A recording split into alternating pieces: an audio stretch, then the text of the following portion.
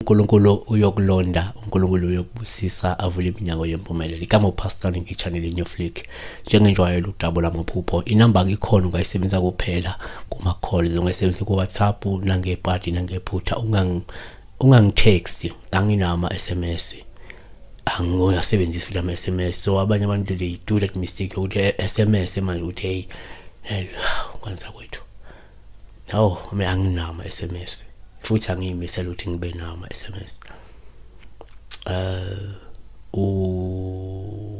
Umncedisi Mngadi 5694 ethi Mncedisi Mngadi 565494 impela uthi sawubona pastor, ngicela ukubuza usho ukuthini uphupha ipromotion emsebenzini.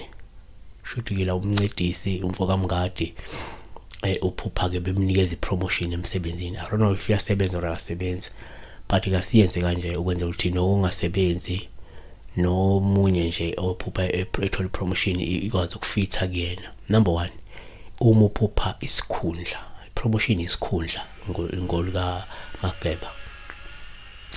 Shuthi sukunikezwa isikhundla esingaphezulu kwaleso kade siqhoqhobele, noma kade suka la khona ungena isikhundla usunikezwa isikhundla, then kubizwa ngepromotion, ukuthuthukiswa, ubekwe lapho, ukukhushulwa, ubekwe lapha yabona.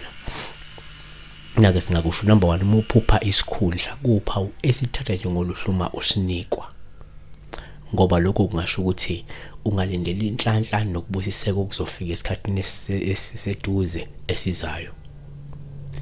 Kodwa komunye number 2, uma uphupha isikhundla uphawu oluhle uma usinika olungasho ukuthi ungalindela ukukhula nokuthuthuka emkhakheni wakho.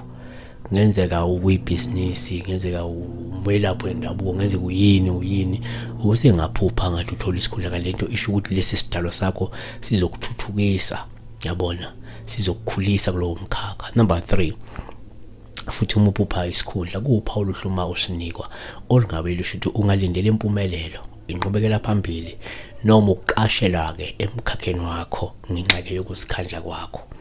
Ngabe ukuthi uzophumelela noma uzoba nenqubekela phambili okanye kuqashelwe wena ngenxa yokusikhandla kwakho kulowo mkhakha okuwona noma ngenxa yokusebenza ngokusikhandla.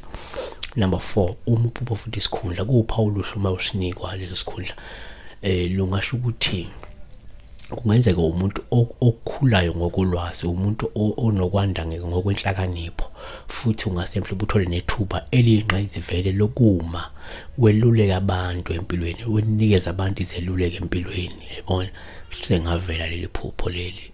Number 5, uma uphupha futhi isikhundla kuphawu luhluma usinikwa olungasho ukuthi mhlawumbe ngenzeka usigaqele lesi sikhundla futhi uhlala usicabanga. Ngenzeka umuntu osebenzayo vele uyafuna ukuba induna, mhlawumbe uyafuna ukuba imanager, uzogcina usiyiphupha lento ngenxa yokuthi vele into esengqondweni yakho, into oyicabangayo. Azivale ngokuthi number 6, futhi uma uphupha isikhundla kuphawu oluhle futhi kwesinye isikhathi usinikwa.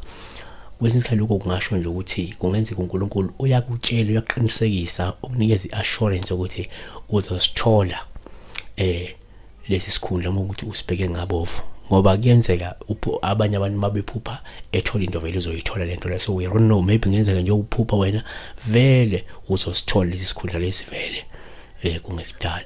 Siyabonga, be blessed, ezokufanele izokubalekile.